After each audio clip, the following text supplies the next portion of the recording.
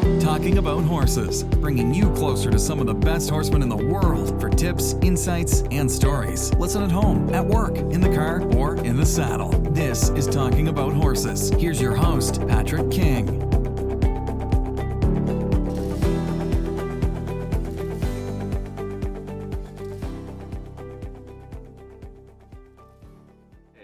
Hey there, gang. Patrick King here, and I want to thank you for tuning in for episode number 39 of Talking About Horses. Today, I'm pleased to be joined by Charles de Kunffy. Charles de Kunffy can best be described as a gentleman and a scholar, and most importantly, an indomitable ambassador for the horse. Raised in the classical tradition, Charles is a firm believer in schooling the horse in a comprehensive system of training, including cross-country, jumping, and dressage. Charles has also written 6 books on the classical dressage tradition. His experience as a dressage judge, trainer, and author make him one of the most sought-after dressage masters and clinicians today. Charles, thank you very much for joining us on Talking About Horses.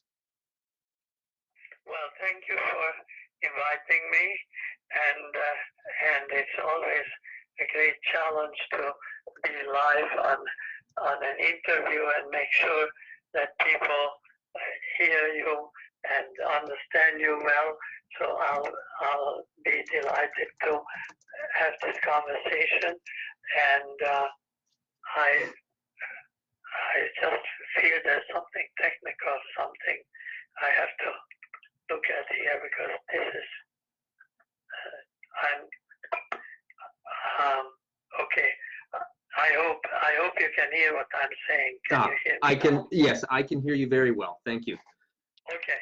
I continue. There was here disturbance in my reception. I see. So I will want to say again that you asked to have our topic of conversation tonight to be the rider's education and the horse's development.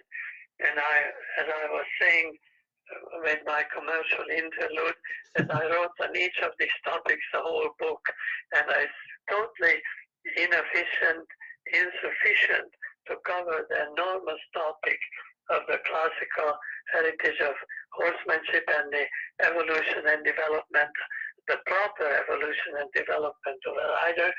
So these topics stay with us so long as we are involved with the art of riding, of course, and the education and development of horse and rider would take about 4 years in a good riding academy, and it cannot be handled tonight, except to be sure we all understand, all of us, that the topic is enormous, and it deserves and warrants a great academic involvement and study to understand its major principles. So I also talked about what was it, also an interview, and it was also recorded, but we talked about the development of riders and development of horses with Andreas Hausberger, who was a great friend of mine, the chief rider of Spanish Riding School in Vienna, and he had a very eloquent 40 minutes or so about each of these topics. But his way of entertaining the important topics about rider and horse were very enlightening and full of also the historical precedents that went on for 2,000 years before us. And it is of great value to listen to his vast knowledge about this subject. But of course, he cannot finish it in 1 hour. I cannot finish it in 1 hour. As I said, how about 4 years in a well-disciplined economic, well-disciplined intellectual environment in a wonderful riding academy. So to continue from this prospect, we must understand that our duty is to academically understand and study how to develop a horse and why to develop a horse. And for this reason, of course, we have an inheritance to learn, and we are not invited to reinvent horseback riding. This is an arrogant, narcissistic age in which everybody thinks that the world was created at the moment they were born, and since then, of course, it exists without any history before us. Well, this art we are participating in, the art of classical horsemanship, is something that has millions of people in the past trying how to benefit the horse and how to benefit the knowledge of the rider. The end result was, of course, the vast body of inherited knowledge which we have to pursue. And this is what's important to know about it. It is a performing art we are participating in. And as all performing arts, if one generation misperforms it or shabbily represents it, it dies, or it gets injured, or it disappears, meaning the art of riding. A performing art is always only as good as the people who participate in it represent it. If good rider disappears because people never had a chance to learn what good riding is all about, then the art will disappear, because then their good riding, correct riding, will be displaced and replaced by a phony alternative, by ignorant people. So it is important to remember that the ruling elite of Western civilization found it proper to educate their children on the back of horses. And no amount of academic schooling by priests and nuns could elevate, though they did fabulous work, they could not elevate the character and the virtues of youngsters the way horses could. Because horses give us the immediate, subjective, first-hand experience of all things virtuous, like courage, like empathy, like self-discipline, and so on. 12 to 16 things could be mentioned without which life is just a life of an ignorant toddler. The human inner life needs nurturing, and of course humans come in triplicate. There's the body, the mind, and the soul. And the ancient Greeks already knew that the human will form into a wonderful creature only if the three elements are simultaneously attended to and developed. Consequently, when you ride correctly and school a horse correctly, you elevate a piece of random nature. As interesting as it seems, it is random and highly individualistic. Not two blades of grass are identical. All grass is unidentical to the next one. The same with horses, a complex creature, nothing like it repeats itself.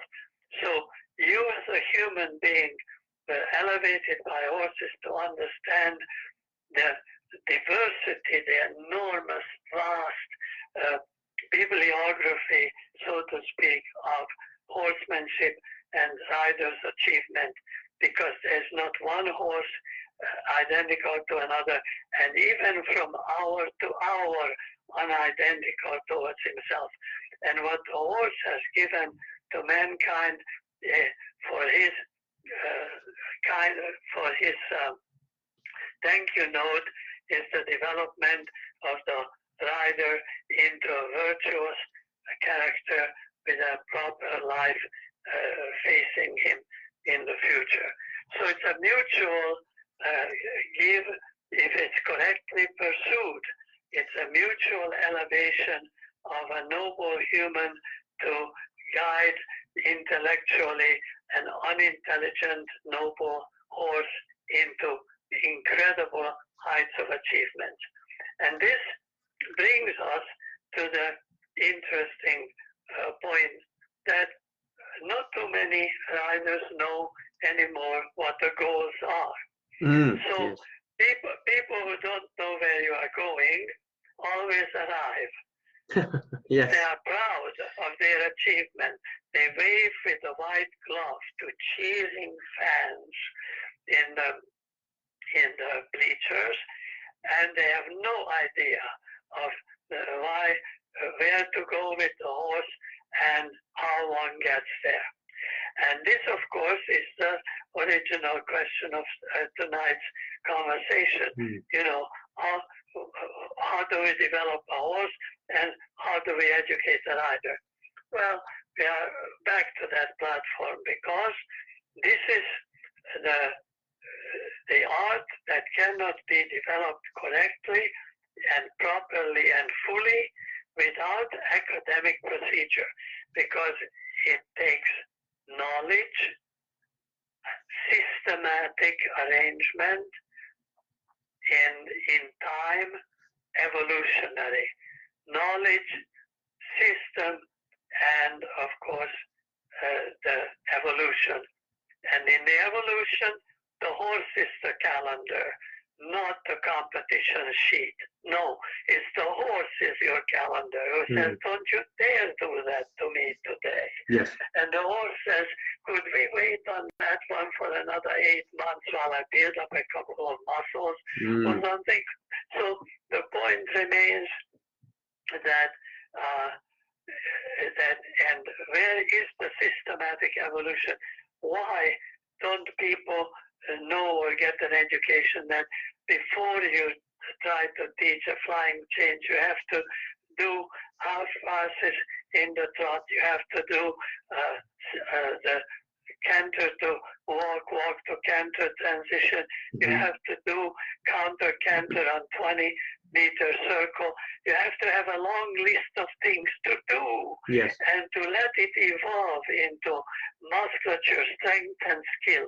Always the double S's, your strength, your skill. Does it flow into that right river? Then, of course, the whole idea of competition was originally conceived. By the way, it has a very short history. It was just late 19th century when competition started by the military. And of course, the whole idea was that knowledgeable judges who had encyclopedic knowledge of the goals we are to approach, because we have to have the right goals to approach, because guess what?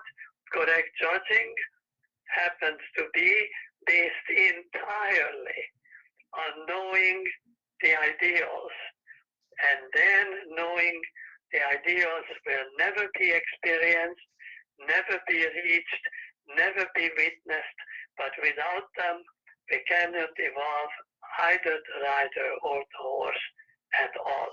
Example, there's an ideal piaffe, and you can list, and we had to do things like this in classroom.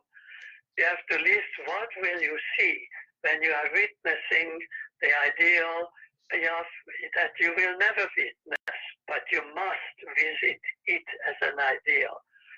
Okay. Lowering of haunches, the forehand vertical in the cannon bone, there's that, the withers rising 4 to 6 inches above the group, on and on and on, a list of 22 things. They will never be together at the same moment. That's why these are ideals. Okay. But without them, you can't even execute the simplest thing of a runaway 3-year-old racehorse to be quieted down and walk back to his box stall. You can't even, because it's all part of the flow that will end up at the ideal piaffe and the idea of pirouette, which you will never experience. Mm-hmm. But without feeding that river with your little clumsy rivulets of everyday riding life, and of course, and everyday riding life has some very important elements that I will mention in a minute. But I want you to understand that if a judge knows the ideals and knows what the hell it looks like when you have an extended trot, what is the importance of the hind leg overstriding the footprint of the front leg of the horse, and why a walk is not an extended walk on the diagonal if the horse doesn't overstride with the hind leg the footprint of the front leg. Yes. And I mean, and if it overstrides it so generously that it's 14 inches over or 12 inches over, then why not? And the other things, the rhythm and the liveliness and the use of equal use of the joints and so on. Why not a 10? Why not a 9? But you have to know the ideal. If you don't know, if a horse has a choppy, horrible little walk and cannot overstride, the hind legs can't even reach that distance under his center of gravity, you shouldn't give it a 5. It's not sufficient. Right. It's not, there's a definition of what is sufficient. So this is why it's so important that we have trainers, coaches, judges, all fabulously educated in the principles and ideals of the classical goals of achievement with horses. And it was birthed from the correct training protocol of the horse, was done by experimentation throughout the ages, and what worked correctly, what was beneficial to the horse we kept, and what was not beneficial to the horse, like cantering backwards, which is of course not possible, but was attempted by ignorant people. So anyway,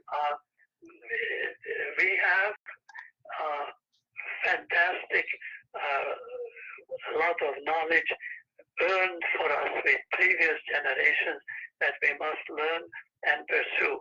And then we will train correctly, teach correctly, judge correctly, and have no arguments or debates about ridiculous subjects, because people cannot get this education because the academies closed up for the most part.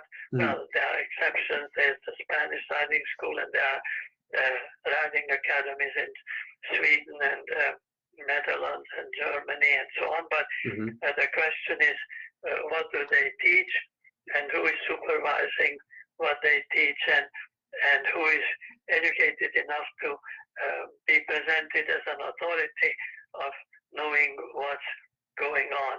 Yes. So, yes. Okay. So where do we find these places, aside from being able to attend those schools? We are the last Mohicans. I don't, well, I know in Germany there are schools, and I visited, I think I visited all of them, but I visited 4 of them that are very serious academic programs. And I know there's a school in Sweden and there's a school in the Netherlands, but I never visited those. Okay. And of course, I am very familiar with the Spanish riding school because my teachers were all riders and graduates from the Spanish riding school. Okay. And we even have the same, with my friends in the Spanish, we use the same little proverbs and the same little, like, oh, riding is very easy. All you need to know what to do, when to do it, and how much to do it. And we use, just that easy. And this is the kind of, well, we were teasing each other, there's nothing to riding. All you need to know is what to do, when to do it, how much to do it. So I was raised with the same milieu of taking this very, very seriously. Now, there are, of course, 1,000 things because your request to talk about certain topics, as I said, is as panoramic and as open as the art itself. So Yes. we have to choose and select. But I wanted to say that there are these incredible teaching pyramids or something that drives me up the wall because each one, you know, the list of things, what happens, and the next step, and next step, and next step. Yes. Let me tell right off, there are no steps, none. These are completely how should I say, overlapping one another. You cannot have contact without rhythm and impulsion. You Sure. cannot have, in other words, it's all completely together. But what has to be together from day one until the gold medal is around your neck from the Olympics, what starts from day one is focus. The horse is focused on his rider. There's a different focus on a runaway racehorse or a Grand Prix winner of the Olympics. But it starts from day one. Focus on the rider. It's a herd animal. The herd animal knows who is the alpha and who is the omega, and you better be alpha right there and then. And of course with kindness, not with idiotic screaming types, but a correct way of being kind is different than the incorrect way of being kind. Yes. Anyway, Yes. So you talk about how the pyramid, the training pyramids or the teaching pyramids, how it all has to work together. And so this is it the all works together. yeah. Because the only things that matter all the time is focus on the rider, Focus on the rider. changeability, which we call suppleness, and engagement, engagement. Full period. Engagement on a racehorse before the training level test one, yes. Because engagement is anything that's better than it was a moment ago. And yes, there is a wonderful runaway gallop from the little racehorse, and your tears are flowing horizontally out of your eye sockets, and you are going in fear, and you are petrified, and then you finally stop him so you can cry and blow your nose. Have you been watching me ride? Yes, and that's what I'm saying. These are the three things. He has to pay attention to his rider, and you have to teach him how to focus, and it's done with only the leg and never the hand and rein, only the leg. But anyway, focus on the rider. Changeability, because riding is basically controlled transportation. And we don't just control from here to there, we have to control how do we concentrate, go through space. And the third, of course, engagement, because a disengaged horse, you kill, you break it up. There's no, I tried my best. There's only, you aid him, help him, or you kill him. If the horse is going disengaged under the rider, like out on the pasture, is okay on the pasture. But when you put weight on his back, even a green pea weight, if you put any weight on the horse's back, you changed his anatomy, and you are invading, and you have to spend the rest of your life apologizing to the horse for having gotten there. And you apologize for him by giving him engagement, and that is bring the rotation of the joints of the haunches into equal flow of activity, which will eventually maximize the now I don't know the word for it. So the horse's eloquence has to be not just free, but involved in lifting the weight, not just carrying it forward, but upward forward. And this brings the horse's hocks, the aim is to bring the horse's hocks closer to the bridle. Of course, it never touches, but the image is a string of a bow. You establish a bow string that never existed and never will exist, but it's an ideal. Okay. The bow string, the closer you bring the horse, the greater the connection is, the more he has to shift weight towards the haunches and free the forehand. And this is one of the four major goals of all riding. So we are already talking about engagement as giving birth to collection. And collection, when Sager said you have to straighten your horse and ride it forward, everybody is running them off their legs now. Choppy, awkward, uneven, troubled, impure strides.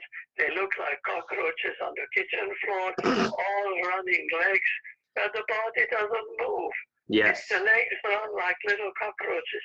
So the thing is, the opposite is what we need, engagement. Namely, bring the hocks closer to the bridle, and always, again, the principles, legs, energize, seat modifies, rein verifies.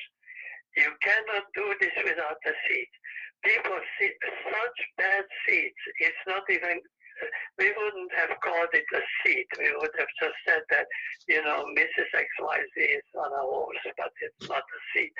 So the point is, the seat is determining how the horse does it. And so these are the three things that are to be always with us. And we cannot say, I cannot have the contact today because, it's the fourth step in the pyramid. Forget the pyramid. Of course you need contact. You're crazy. How do you want to be on a horseback without, what do you do to whistle to him the Rákóczi March by Berlioz or what? You have to stop the thing. Insane. But anyway, to take it a step further, everything makes sense if you know these principles that you should learn in 4 years and not in 4 hours. But the principles include that every day you must repeat. This is the vocabulary of riding. Every day, lengthen the posture, horse's neck forward, down and low, and shorten the posture, but with quivering, loose reins on the bit, not to be pulled or touched. Only the ring of the bit is ridden with the hands. Nobody teaches this. But that's what it is. The horse contacts, not the rider. Yes, The rider is the monkey on the back of the horse. The rider doesn't contact. The horse contacts the bridle with what? With his hocks. With his hocks, okay, hocks. yeah. Yes, because that's the joint of transportation. Yes. And the hocks must go not just forward, under, but upward, forward and upward. And that's what Sager said. Straighten your horse and ride it forward. He didn't say run like hell. He said ride it forward. The riding forward, speed is the enemy of impulsion. Yes, I've heard you say that. So the racehorse has no impulsion at all. A racehorse that wins the race has no impulsion. The definition of impulsion is the opposite of speed. The passage has impulsion because it's the slowest engagement of the horse's hocks. Yes. Okay. That's impulsion. Impulsion is not like running. It's the whole thing is that's what this should be taught 4 years in an academy, but I lecture on all of my clinics and courses because otherwise you talk to a bag of oats with a string in the middle. I mean, a rider who is not informed doesn't know what's next, what to do. Yes. So the next is lengthen and shorten the strides. I ask for it in all my lessons. They don't do it. They do it twice, and then they become smart. Of course, the lengthen and shorten has to fit in the entire protocol of two-track movements and so on. So riders say, well, what do you mean? We have a collected shoulder in or a collected half pass in the trot. What do you mean lengthen? Yes, you can lengthen. You can lengthen the suspension of a half pass. Yes, and you should. Not all. My teacher said that to me. That was a comment on my perfection. My teacher said, not all sideways disobedience is a half pass. Yes, I've heard you say that. So, yes. So the thing is that half passes can also be longer or more collected, etc., etc. So lengthen the frame, shorten the frame, lengthen the stride, shorten the stride, and then bend right to straight, bend left to straight. So you do these things non-stop. So you fit into a 30 minutes riding, maybe 42 important exercises, because that's how the whole thing evolves. It's an athletic evolution. And what the body, you ask a body to do, has to flow into the reserves of the horse's growing strength and growing skills. Most things we teach to the horse is very skill-oriented, and this is why they must never be inhibited by the reins. The reins can do, we have reins for the horse's alignment, and I can't lecture about that tonight, but maybe next time, because it's a very important concept. But what the riders have to also experience from day one till the Olympic gold medal is that the rider can control with precision the skill-built things. That's why it's so important that we don't inhibit with the reins, because the joints of an athlete, whether it's human or horse gymnast, have to be totally free to rotate and close and open. So any impairment through the reins on the hindquarters is torture, because it develops into a tennis elbow in the horse, and he cannot scream is our luck, because many horses are so terribly pulled together from the front that they are in huge pain, and if they could scream, but lucky us, we don't get punished by our horses. They never come. I think on Tuesday I'll pitch him off. No, they don't have a plan.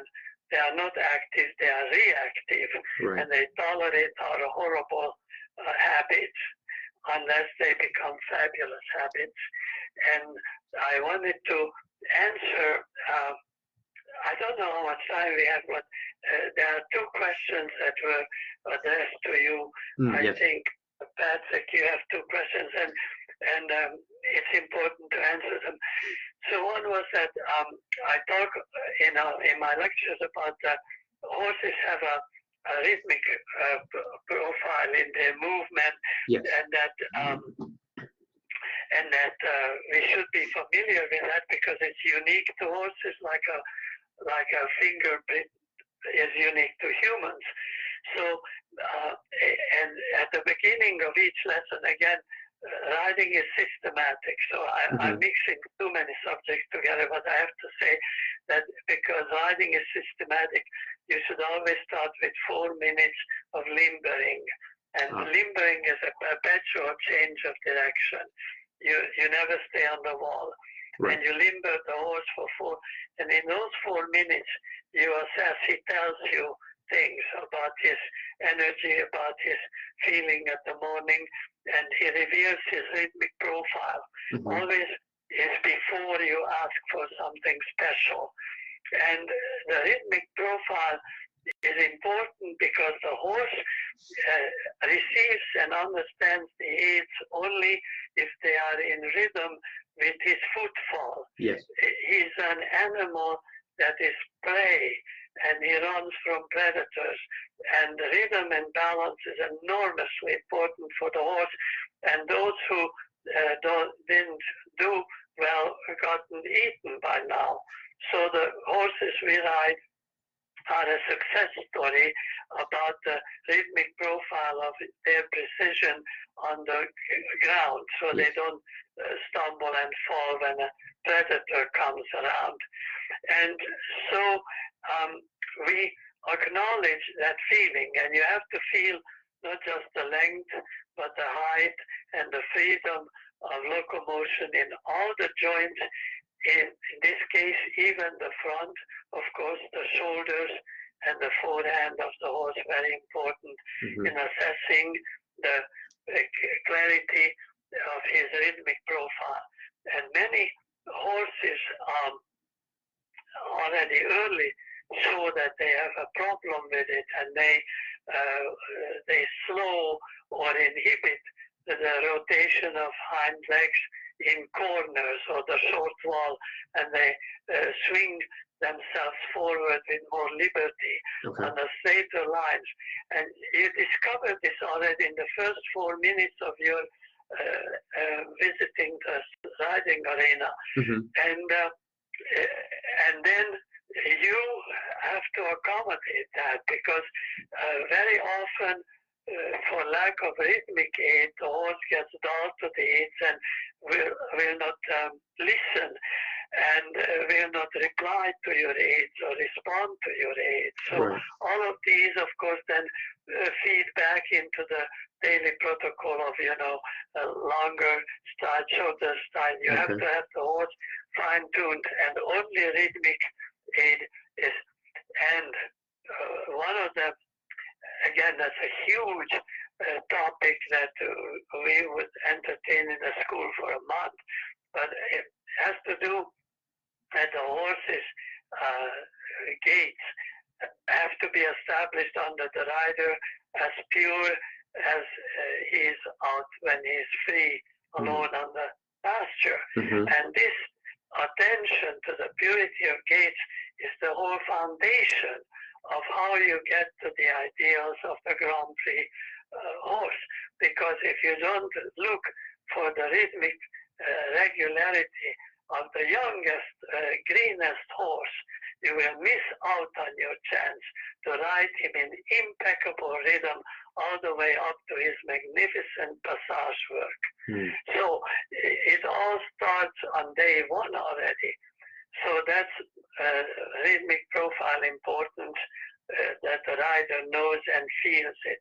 The other question was that what do you mean that a rider should always look or seek to close the horse? Geschlossenes Pferd, the German says the closed horse, the closing of the horse. So step back with me to the image of the bow and the imaginary bowstring, correcting the hind leg to the bridle on the same side. And you will, of course, realize that the horse is only closed if he does with the hind legs what he's supposed to. So in the walk, overstride the footprint of the front leg, in the trot into the footprint, hind leg lands into the footprint of the front leg, and in the canter, the same hind leg lands in the footprint of the canter. And that's your basic, and then from there you try to teach the lengthening and the collection and so on by tightening the imaginary bowstring or loosening it into a flatter, longer bow. But remember that the middle of a bow, a real bow with bow and arrows, the middle of the bow goes up and down. If you put your arrow into the bowstring and pull on it, the bow becomes keener. And that gives you incredible latent energy. I mean, these things we were learning for months in the school, and I'm trying to jabber about it in 10 minutes. It's really very, how should I say, it's very bad in thinking that so much has to be omitted. Oh, sure. Well, it's a lot to cover in a little space, yeah. But okay, to finish this closing of the horse, when the horse is working on two tracks work, you intensify the closure because it's two-track work is more sophisticated, of course. It's more engaged and more collected than the straight lines. So when you have a half pass left, then the right hind leg of the horse goes to touch the left bridle across him. No, when you are on a center line straight, the horse has to go with the right hind leg straight into the footprint of the right front leg. But when you close a horse on lateral movement, you squish him from outside hind to inside rein and from inside hind leg to outside rein, which is what they say now. Every trainer is saying, oh, you ride your horse from inside leg to outside rein. No. No. Okay. You ride your horse to make him ambidextrous, and it depends on placing the legs in a certain way closer to the bridle, and not to run off like a maniac. And so, how do you ride a half pass left if you don't close the right hind leg to the left bridle? You can't. Sure. How do you ride a half pass left with your inside leg to the outside rein? How do you do that? Right. How do you do that? You cannot do that. Not in good alignment anyway, huh? No, it's not. Right. I mean, in the riding school, if you were if you would, and that wipes out the whole notion that when you close a horse crosswise, the X shape, engagement on an X, on a diagonal. So that's a diagonal engagement. That's very often from outside hind leg to inside bridle. For God's sakes, haunches in. Right. Pirouette. All of it except the shoulder in. The shoulder in is the renegade from inside leg to outside leg. Yes. And even there are two kinds of things. The shoulder in is completely different results than the shoulder out. Yes. And yet it's the same movement, but because the pattern, the direction of the bulk of the animal is opposite. They have completely different values in the strengthening of the horse. But I mean, so forget about inside leg to outside rein and learn to ride instead. And then you will be a success. So we have to omit the next year and a half of topics. Well, so just if I can just recap the first part of that question. That was a question from Irene, and she was talking about your article, 3 Principles to Create a Dancing Partnership with Your Horse, which I think is a great article. And that's where she had asked the question about the horse's signature rhythmic profile. Yeah. So then maybe is another way to refer to that signature rhythmic profile, is that kind of the horse's natural or most confident cadence then under the rider, where they find a consistency? So you were talking about how some of them will kind of fall through the corners and rush through the long side, but that wouldn't be that signature profile. Signature profile is where they find a consistency in the movement regardless. Exactly. Okay. Exactly. Okay, and perfect. You said it very well, because what the signature profile is the conformation of the horse, and it's his kinetic energy what he brings with him that morning. So it's so unique because the conformation of each horse is unique, and so and then the kinetic energy is his zest of movement, the energy level of the movement. So yes, and it's very easy to lose attention to the rhythmic profile, and it doesn't serve well because, as I said, the aids should come in rhythm with the footfall. Yes, right. And ignoring the horse's footfalls leads him to work in the wrong balance, and it prevents any collection. And instead of collection, the horse gets inhibition. Everything has an enemy in riding. The enemy of collection is inhibition. People think shortening the rein and pulling the horse's face is collection. It's a nightmare. Yes. It's a nightmare. And I wish horses could sit down and write a book about that. Right. Because they would complain bitterly. So I love that line. The enemy of collection is inhibition. I like that. So now when we're talking then about the signature rhythmic profile, and we're talking about the evolution of the horse and the changeability and the engagement. So throughout a horse's career, potentially then this rhythmic profile will change as he gets stronger and more skillful, correct? Yes, completely correct. In fact, you can often measure a horse starts to cadence. Well, I don't know, here the training is so, whatever. There's no school where it goes the same way, but I can so often see that, it was misunderstood or not felt that it evolves. And this is when cadencing comes in, when the horse gets the double bridle and the spurs, because they have to be at the same time. Double bridle and spurs are earned. It's a part of the evolution. When the horse says, "Hey, fellow, I'm ready," then you do that.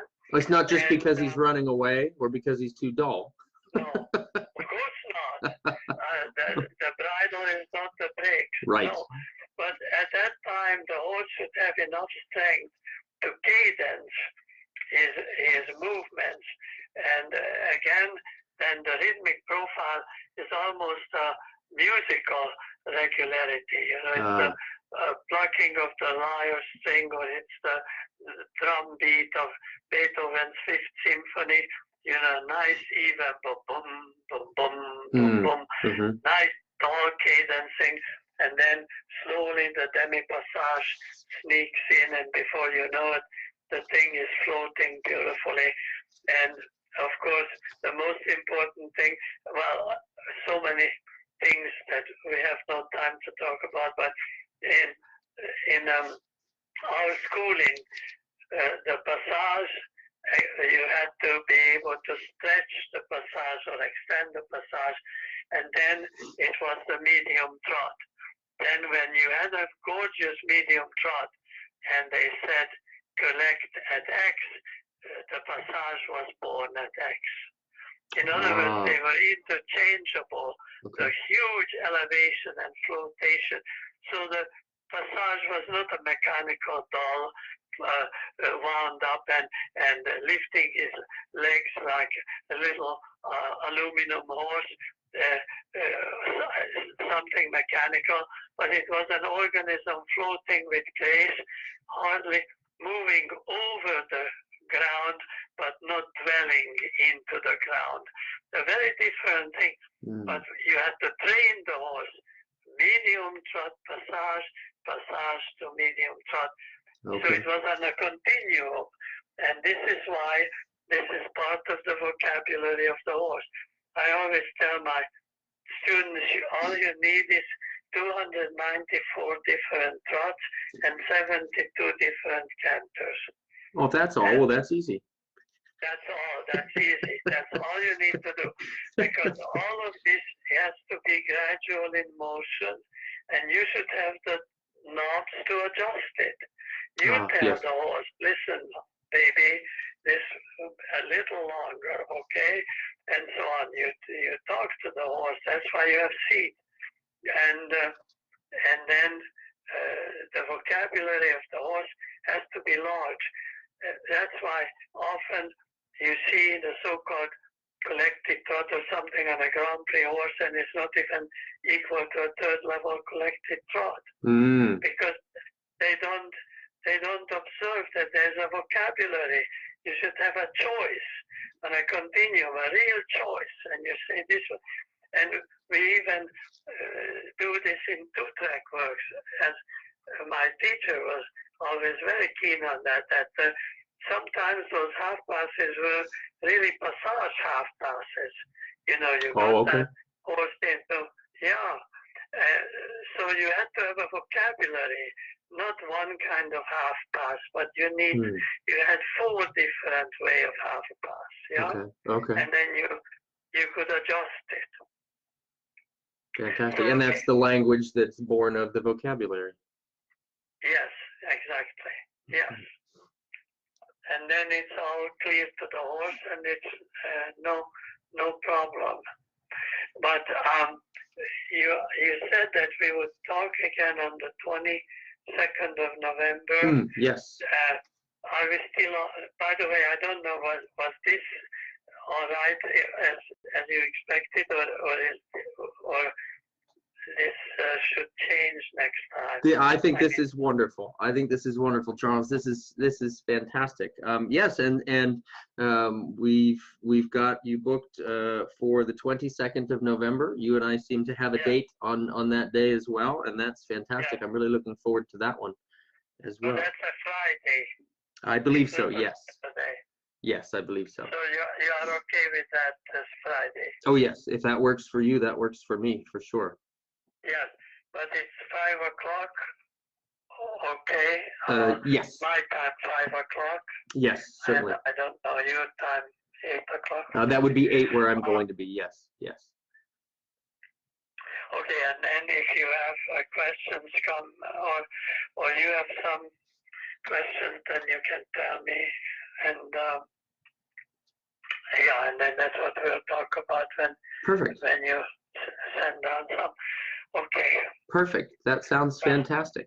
And I'm gonna close up then here. Thank you for this. I really appreciate it. I'm gonna close up here, and if I could have you hang on for a moment while I do that. I believe we're going to talk a little bit. We'd had a little discussion about talking maybe for an inclusion in your salon, but would you like to take a moment actually while we're still live and let folks know about your salon? Is that something you could talk about for a moment?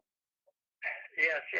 So all I can say is that my dormant website was changed, thank goodness, by a very able manager of this website, a wonderful lady. And so now there are many things on my website, none of which can I find, which is a sure sign that everybody in the audience will be easily finding it. But I've spent all my life being confused with the computer.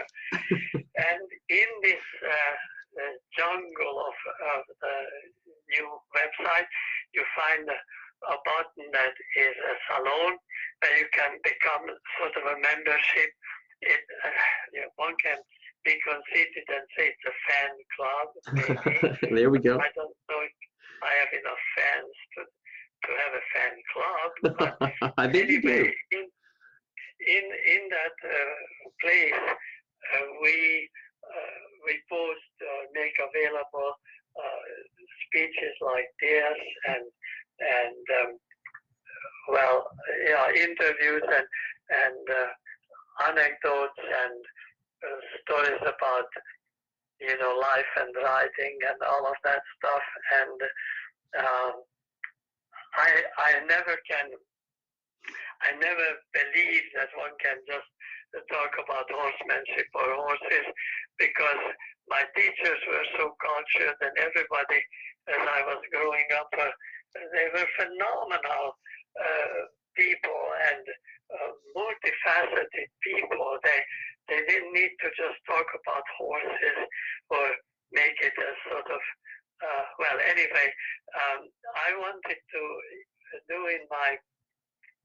this salon, some talks about how life was in the good old days in my childhood, must have been in the ages, and then some horses too. So if any of you interested, you can find it so easily. It's one of the choice buttons, I think, that you can go there to see biography or see the salon or something. Perfect. And that's at your website at charlesdekunffy.com, yes? Yes, Perfect.